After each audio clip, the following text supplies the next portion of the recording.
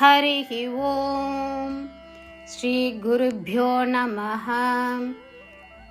These shlokas are recorded by separating the stanza word by word for easy learning. Please share your feedback in the comment. Kindly subscribe and share to others. Om Namo Bhagavate Vasudevaya. Om Namo Narayanaya. Shloka 2. O Lord, Brahma, Shiva and others who are pleased and become angry quickly are worshipped by people in accordance with their own nature. Sadly, they are led to disgrace by their limited understanding. This is indeed clear by the example of Vrikasura. ஸ்லோகம் 2. ஓ இறைவா, பிரம்மா, சிவன் மற்றும் தேவர்கள் அவரவர் இயல்புக்கு ஏற்ப ஓமக்களால் வழிபடப்படுகிறார்கள். துரதிர்ஷ்டவசமாக அவர்களின் வரையறுக்கப்பட்ட புரிதல் காரணமாக மக்கள் பெரும்பாலும் சிக்கலில் ஆழ்த்தப்படுகிறார்கள். இது விருகாசுரனின் உதாரணத்திலிருந்து தெளிவாகிறது. ശ്ലോകം 2. ഹേ ഭഗവാനെ, ബ്രഹ്മാവും ശിവനും പോലെയുള്ള ദേവന്മാർ സന്തോഷവും കോപവും എളുപ്പത്തിൽ പ്രകടിപ്പിക്കുന്നവർ ഓരോരുത്തരും തങ്ങളുടെ സ്വഭാവത്തിന് അനുസൃതമായി ആരാധിക്കപ്പെടുന്നു. ദുഃഖകരമായി അവരുടെ പരിമിതമായ ബോധം മൂലം അവർ അപമാനത്തിലേക്ക് നയിക്കപ്പെടുന്നു. വൃകാസുരന്റെ ഉദാഹരണം ഇതിന് വ്യക്തമായ തെളിവാണ്. ശ്രീമൻ നാരായണീയം ദശകം 89 ശ്ലോക 2. സദ്യ പ്രസാദ ഋഷിതാൻ സദ്യ പ്രസാദ ഋഷിതാൻ സദ്യ പ്രസാദ ഋഷിതാൻ വിധി ശങ്കര ആധീൻ വിധി ശങ്കരാധീൻ വിധി ശങ്കരാധീൻ സദ്യ പ്രസാദ ഋഷിതാൻ വിധി ശങ്കരാധീൻ സദ്യ പ്രസാദ ഋഷിതാൻ വിധി ശങ്കരാധീൻ സദ്യ പ്രസാദ ഋഷിതാൻ വിധി ശങ്കരാധീൻ. കേചിത് വിഭോ നിജഗുണ അനുഗുണം ഭജന്തഃ കേചിത് വിഭോ നിജഗുണാനുഗുണം ഭജന്തഃ കേചിത് വിഭോ നിജഗുണാനുഗുണം ഭജന്തഃ സദ്യ പ്രസാദ ഋഷിതാൻ വിധി ശങ്കരാധീൻ കേചിത് വിഭോ നിജഗുണാനുഗുണം ഭജന്തഃ സദ്യ പ്രസാദ ഋഷിതാൻ വിധി ശങ്കരാധീൻ കേചിത് വിഭോ നിജഗുണാനുഗുണം ഭജന്തഃ സദ്യ പ്രസാദ ഋഷിതാൻ വിധി ശങ്കരാധീൻ കേചിത് വിഭോ നിജഗുണാനുഗുണം ഭജന്തഃ.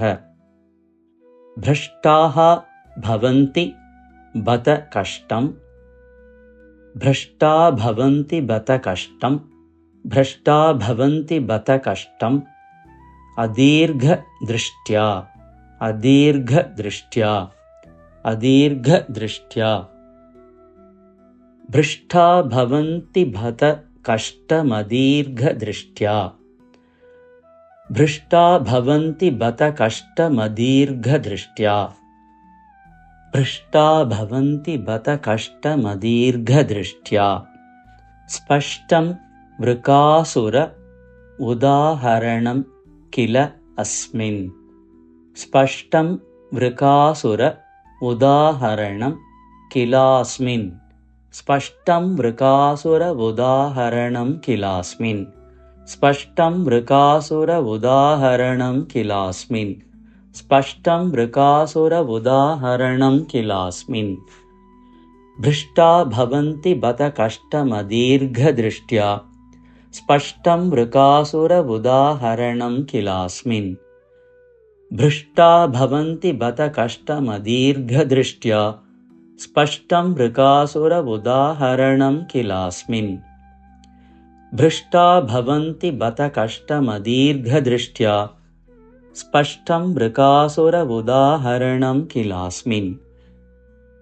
സദ്യ പ്രസാദ ഋഷിതാൻ വിധി ശങ്കരാധീൻ കേചിത് വിഭോ നിജഗുണാനുഗുണം ഭജന്തഃ भ्रष्टा भवन्ति बत कष्टमदीर्घदृष्ट्या स्पष्टं वृकासुर उदाहरणं किलास्मिन् सद्यः प्रसादरुषितान् विधिशङ्करादीन् केचित् विभो निजगुणानुगुणं भजन्तः भ्रष्टा भवन्ति बत कष्टमदीर्घदृष्ट्या स्पष्टं वृकासुर उदाहरणं किलास्मिन् सद्यः प्रसादरुषितान् विधिशङ्करादीन् केचित् विभो निजगुणानुगुणं भजन्तः भ्रष्टा भवन्ति बत कष्टमदीर्घदृष्ट्या स्पष्टं वृकासुर उदाहरणं किलास्मिन् सद्यः प्रसादरुषितान् विधिशङ्करादीन् केचिद्विभो निजगुणानुगुणं भजन्तः भ्रष्टा भवन्ति बत कष्टमदीर्घदृष्ट्या स्पष्टं वृकासुर उदाहरणं किलास्मिन् सद्यः प्रसादरुषितान् विधिशङ्करादीन् केचिद्विभो निजगुणानुगुणं भजन्तः भ्रष्टा भवन्ति बत कष्टमदीर्घदृष्ट्या स्पष्टं वृकासुर उदाहरणं किलास्मिन् सद्यः प्रसादरुषितान् विधिशङ्करादीन् केचिद्विभो निजगुणानुगुणं भजन्तः भ्रष्टा भवन्ति बत कष्टमदीर्घदृष्ट्या स्पष्टं वृकासुर उदाहरणं किलास्मिन्